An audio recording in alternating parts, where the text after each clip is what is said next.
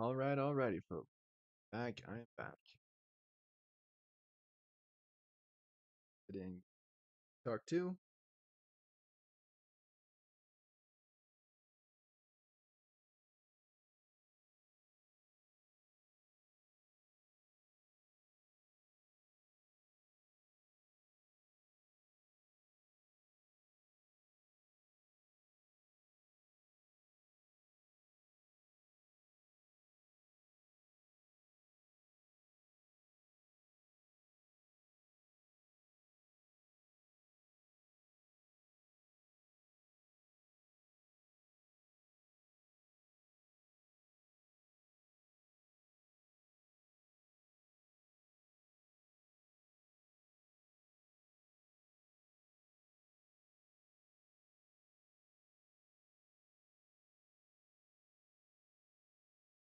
Okay, I've gone live on TikTok.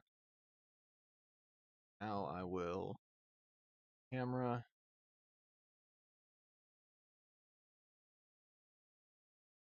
Well, I wanted.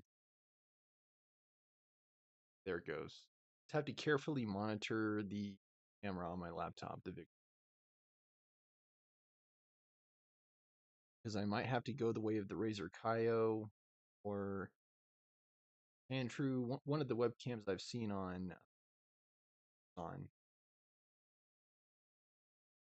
at the same time, I think I will grab the mic arm. Let's see, glasses. I'm trying to think. That was all my order.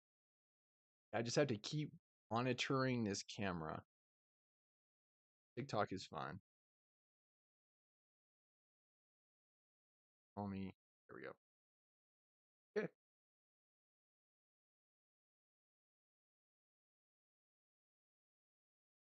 Let's dive in.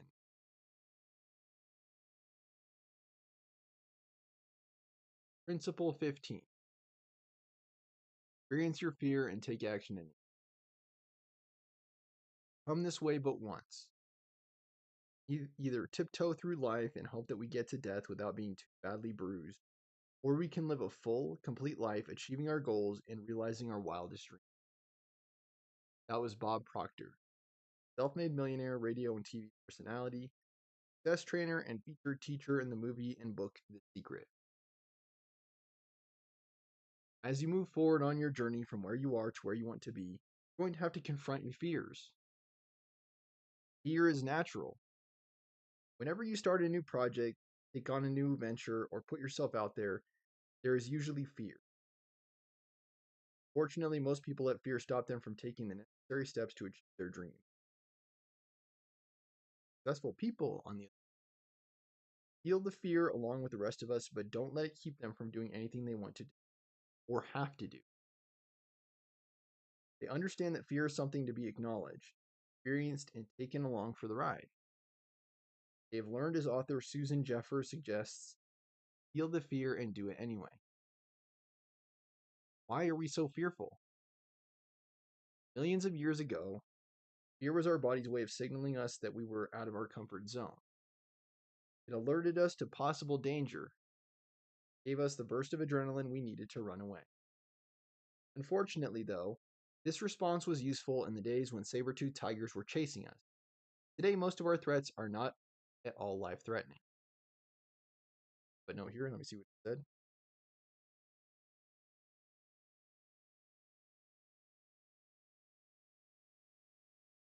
I consider Feel the Fear and Do It Anyway by Susan Jeffers to be a must. I endorse this book saying should be required for every person who can. Susan has been a friend for 20 years, and her transformational work has helped millions of people move forward, great success in their lives. Feel the Fear and Do It Anyway with Susan Jeffers.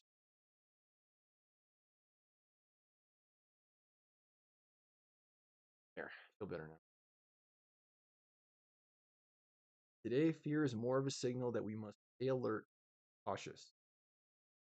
We can feel fear, but we can still move forward anyway. Think of your fear as a 2-year-old child who doesn't want to go grocery shopping with you. Wouldn't let a 2-year-old's mentality run your life. Because you must buy groceries, you'll have to take the 2-year-old along with you. Fear is no different. In other words, acknowledge that fear exists, but don't let it keep you from doing important tasks. You have to be willing to feel the fear. Some people will do anything to avoid the uncomfortable feeling of fear. If you're one of those people, you run an even bigger risk of never getting what you want in life. Most of the good stuff requires taking a risk, and the nature of a risk is that it doesn't always work out. People do lose their investments, people do forget their lines, people do fall off mountains, people do die in accidents. But as the old adage so wisely tells us, nothing ventured, nothing gained. In 2009, Peter Douglas was a self sufficient, successful businessman, rancher, and self described cowboy who pulled himself up by the bootstraps his whole life. As the result of a mistake made by the anesthesiologist during what was supposed to be a routine shoulder surgery, he found himself unable to grab his own bootstraps, less pull on them.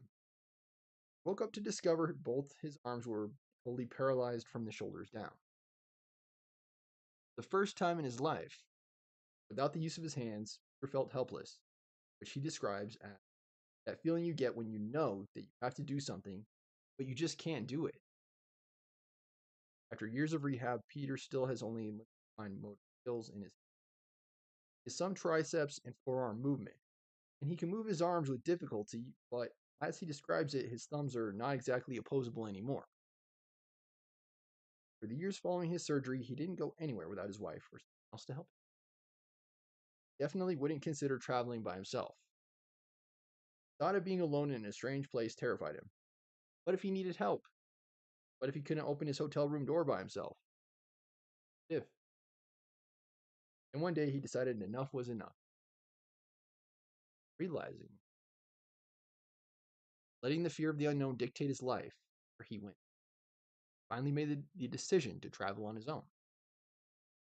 Each step of the way, he knew he would have to face and experience the fear of the next complication, obstacle, or stumbling block that might eventually cause him to throw up his hands, theory at least, say, "That's it, I'm going home."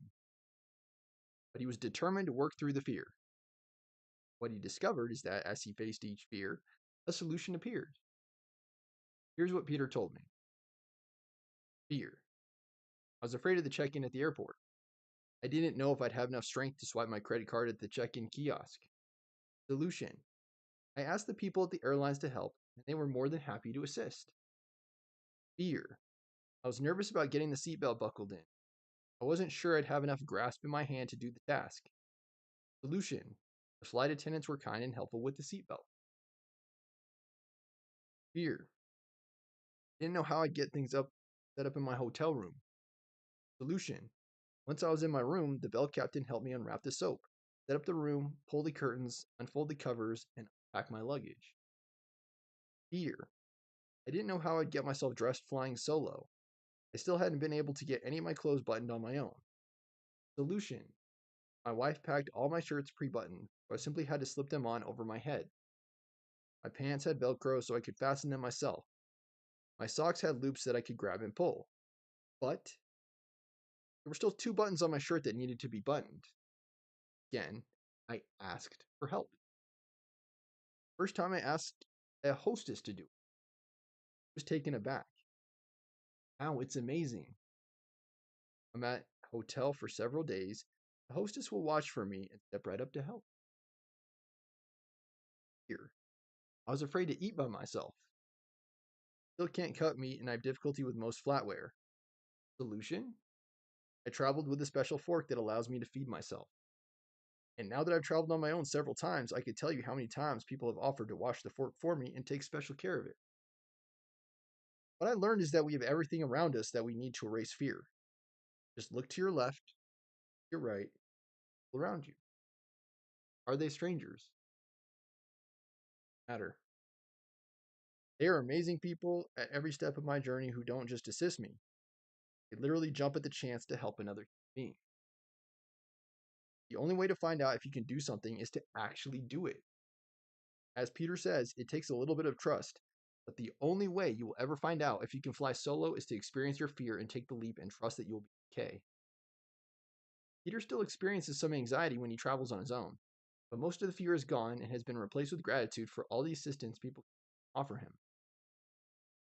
The reason I know Peter's story is that after facing the fact that he would never rope cattle again, he decided he would like to pursue a career as a public speaker and a trainer. Having heard me speak after reading the Success Principles, Success Leaves Clues, he decided to attend my Train the Trainer program. He's since written a book called Cowboy Leadership, signed a speech, seminar, and workshop, all based on his saddle up philosophy. Fantasize experiences appearing real. Another important aspect to remember about fear is that, as humans, we've also evolved to the stage where almost all of our fears are now self created. Frighten ourselves by fantasizing negative outcomes to any activity we might pursue. Luckily, because we are the ones doing the fantasizing, we are also the ones who can stop the fear by facing the actual facts, rather than giving in to our imaginations. We can choose to be sensible. Psychologists like to say that fear means F, fantasized, E, experiences, A, appearing, R, real. To help you better understand how we actually bring unfounded fear into our lives, list of the things that you were afraid to do. This is not a list of things that you were afraid of, such as being afraid of spiders. The things you're afraid to do, such as being afraid to pick up a spider. For example, I'm afraid to ask my boss for a raise, ask Sally for a date, go skydiving, keep my kids alone with a sitter. By the way, you can learn more about Peter Douglas at successprinciples.com, www.thesuccessprinciples.com/resource. Leave this job that I hate. Ask my friends to look at my new business opportunity. Delegate any part of my job to others. I go back and restate each fear using the following format. I want to blank, and I scare myself by imagining blank. The keywords are I scare myself by imagining. All fear is self-created by imagining some negative outcome in the future. Using some of the same fears listed above, the new format would look like this. I want to ask my boss for a raise, and I scare myself by imagining he would say no and be angry with me for asking. I want to ask Sally for a date, and I scare myself by imagining that she would say no and I would feel embarrassed. I want to leave this job, the job I hate, in order to pursue my dream, and I scare myself by imagining I would go bankrupt and lose my house. I want to ask my friends to look at my new network marketing business opportunity, and I scare myself by imagining they will think I'm only interested in making money off them. I want to delegate parts of my work to others, and I scare myself by imagining they won't do it as well as I would. You see that you are the one creating the fear? How to get rid of the fear? I've lived a long life and had many troubles, most of which never happened. That was Mark Twain, celebrated American author and humorist. One way to actually disappear your fear is to ask yourself what you're imagining that is scary to you and then replace that image with its positive opposite. When I was flying to Orlando recently to give a talk, I noticed the woman next to me was gripping the arms of her seat so tightly her knuckles were turning white. I introduced myself, told her I was a trainer, said I couldn't help but notice her hands. I asked her, afraid? Yes. Would you be willing to close your eyes and tell me what thoughts or images you're experiencing in your head? After she closed her eyes, she replied, just keep imagining the plane not getting off the runway and crashing. I see. Tell me, what are you headed to Orlando for? I'm going there to spend 4 days with my grandchildren at Disney World. Great. What's your favorite ride at Disney? It's a Small World. Wonderful. Can you imagine being at Disney World in one of the gondolas with your Small World attraction? Yes. Smiles and the looks of wonder on your grandchildren's faces as they watch all the little puppets and figures from the different countries bobbing up and down. Uh-huh. At that point, I started to sing. It's a small world after all. It's a small world after. Face relaxed, breathing deep in, her hands released, grip, grip on the arm. In her mind, she was already at Disney World. She'd replaced the catastrophic picture of the plane crashing with a positive image of her desired outcome, and instantly her fear disappeared. Use this same technique to disappear any fear that you might ever experience. Replace the physical sensations that fear brings. Another technique that works for relieving fear is to focus on the physical sensations you're currently feeling. Sensations you probably just identified as fear. Next, focus on those feelings you would like to be experiencing instead. Courage, self-confidence, calm, joy. Fix these two different impressions firmly in your mind's eye, and slowly shuttle back and forth between the two, spending about 15 seconds in each one. After a minute or two, the fear will dissipate and you'll find yourself in a neutral, centered place. Remember when you triumphed in the face of fear. Have you ever learned to dive off a diving board? If so, you probably remember the first time you walked to the edge of the board and looked down. Water looked a lot deeper than it really was. Considering the height of the board and the height of your eyes above the board, it probably looked like a very long way down. You were scared. But did you look at your mom or dad or the diving instructor and say, I'm just too afraid to do this right now? I'll do some therapy on this, and if I can get rid of my fear, I'll come back and try. No, you didn't say that. Felt the fear, somehow mustered up courage from somewhere, and jumped into the water. Felt the fear and did it anyway. Surface, you probably swam like crazy to the side of the pool and took a few well-earned deep breaths. Somewhere there was a little rush of adrenaline, thrill of having survived a risk, plus the thrill of jumping through the air into the water. After a minute, you probably did it again and then again and again, enough to where it got to be really fun. Pretty soon, all the fear was gone and you were doing cannonballs to splash your friends and maybe even how to do a backflip. If you can remember that experience or the first time you drove a car, first time you kissed someone on a date, you got the model for everything that happens in life. New experiences may feel a little scary. That's the way it works. Every time you face a fear and do it anyway, you build up that much more confidence in your ability. Scale down the risk. Anthony Robbins says, if you can't, you must, and if you must, you can. I agree. It's those very things that we are most afraid to do that provide the greatest liberation and growth for us. If a fear is so big that it paralyzes you, scale down the amount of risk. Take on smaller challenges and work your way up. If you're starting your first job in sales, call on prospects or customers you think will be the easiest to sell to first. If you're asking for money for your business, practice on those lending sources whom you wouldn't want to get a loan from anyway. If you're anxious about taking on new responsibilities at work, start by asking to do parts of a project you're interested in. If you're learning a new sport, start at lower levels of skill.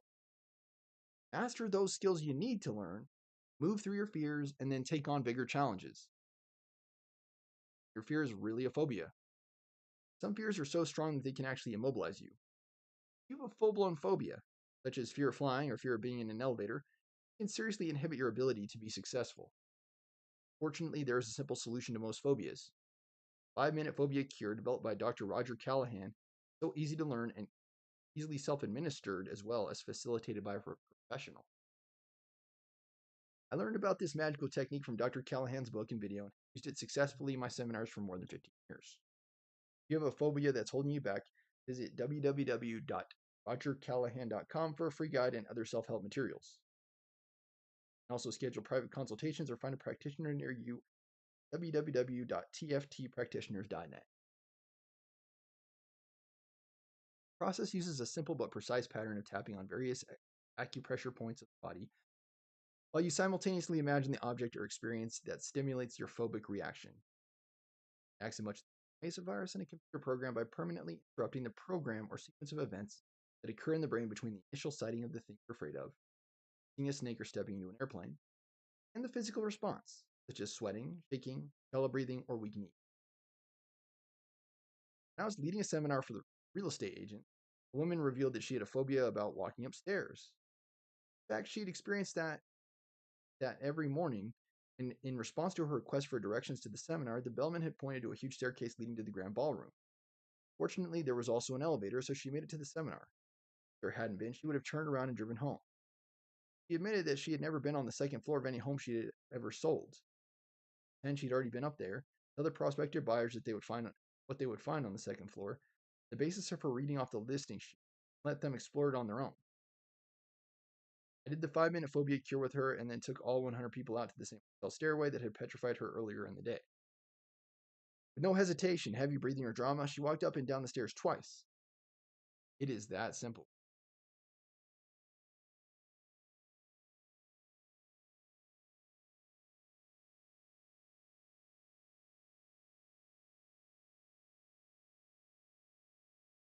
Take a leap. Come to the edge, he said. They said, we're afraid. Come to the edge, he said. They came. Pushed them and they flew. Guillaume Apollinaire, avant-garde French poet. All the successful people I know have been willing to take a chance, a leap of faith, even though they were afraid. Sometimes they were terrified, but they knew if they didn't act, the opportunity would pass them by. They trusted their intuition and they simply went for it. Progress always involves risk. You can't steal second base and keep your foot on first. Frederick Wilcox, author. Mike Kelly lives in paradise and owns several companies under the umbrella of beach activities in Maui. With only a year of college under his belt, he never did return to get his degree. Mike left Las Vegas at age 19 for the islands of Hawaii and ended up selling suntan lotion by the pool at a hotel in Maui. In these humble beginnings, Mike went on to create a company with 175 employees and over $5 million in annual revenues that provides catamaran and scuba diving excursions for tourists, plus concierge services and business centers for many of the island's hotels. He credits much of his success to always being willing to take a leap when needed. Beach Activities in Maui was attempting to expand its business. There was an important hotel whose business he wanted, but the competitor had held the contract for over 15 years. To maintain a competitive edge, Mike always reads the trade journals and keeps an ear open to what is happening in his business. One day he read that his hotel was changing general managers. The new general manager who would be coming in lived in Copper Mountain, Colorado. It got Mike thinking, because it's so hard to get through all the gatekeepers to secure a meeting with the general manager, maybe he should try to contact him before he actually moved to Hawaii. Mike wrestled with what would be the best way to contact him. Should he write a letter? Should he call him on the phone? As he pondered these options, his friend Doug suggested, why don't you just hop on a plane and go see him? Always want to take action. Mike quickly put together a pro forma and a proposal and hopped on a plane that night. Flying all night, he arrived in Colorado, rented a car, and drove 2 hours out to Copper Mountain, showing up unannounced at the general manager's office. Mike explained who he was, congratulated the general manager on his new promotion, told him that he looked forward to having him in Maui, asked for a few moments to tell him about the beach activities in Maui and what it could do for his hotel. Mike didn't get the contract during the first meeting.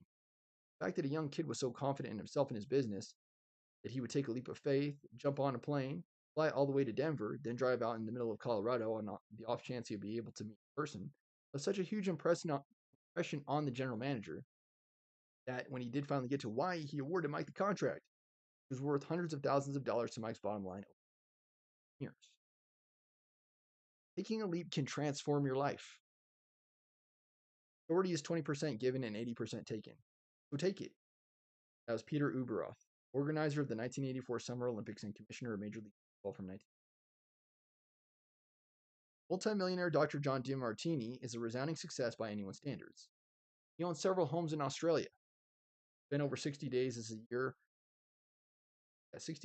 for several years circumnavigating the globe with his wife in their $3 million luxury apartment on board the $550 ocean World of Residence residence they purchased after selling their Trump Tower apartment in New York City.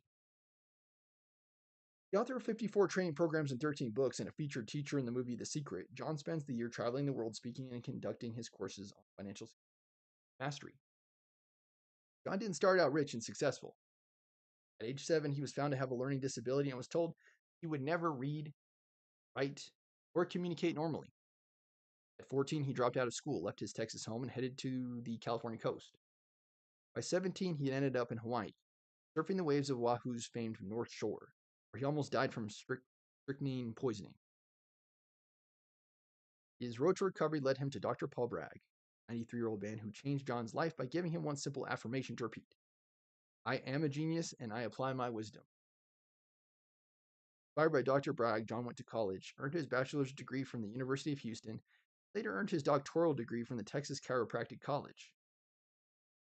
In his first chiropractic office in Houston, John started with just 970 square feet of space. In 9 months, more than doubled and was offering free classes on healthy living. When attendance grew, John was ready to expand again. Then he took a leap that changed his career forever. It was Monday, John said. The store next door had vacated over the weekend. What a perfect lecture hall, John thought as he quickly. Someone called him back. John concluded they weren't going to rent the space soon, so he took a leap. Told the locksmith to come out and open up the place, John said. Thought the worst thing they would do was charge me rent. Quickly transformed the space into a lecture hall and within days was holding free talks there on a nightly. Because the space was located right next to a movie theater, he added a loudspeaker so moviegoers could hear his lectures as they walked to their cars. Hundreds began attending classes and eventually became patients. John's practice grew rapidly, yet nearly 6 months went by before the property manager investigated. He got a lot of courage. You remind me of me. In fact, he was so impressed with John's daring, he even gave John 6 months free rent. Anybody that has the courage to do what you did deserves it. The manager later invited John down to his office, where he offered him $250,000 a year to come work for him. John turned it down because he had other plans, but it was a huge validation for his courage to act. Taking a leap helped John build a thriving practice, which he later sold to begin consulting full-time with other chiropractors. Taking that leap opened up a doorway for me. If I held back, if I'd been cautious, I wouldn't have made the breakthrough that gave me the life I live today. Want to be safe and good, or do you want to take a chance? Great. Jimmy Johnson, coach who led the Dallas Cowboys football team to 2 consecutive Super Bowl championships in 1993. High intention, low attachment.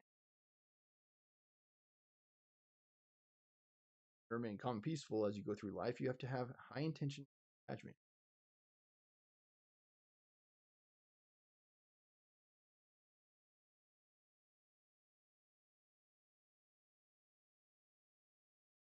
Preferably no co-host. I've really got to get through. Can't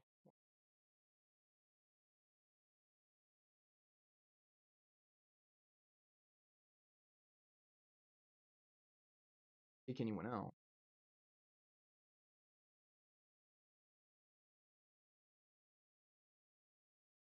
That was a mistake.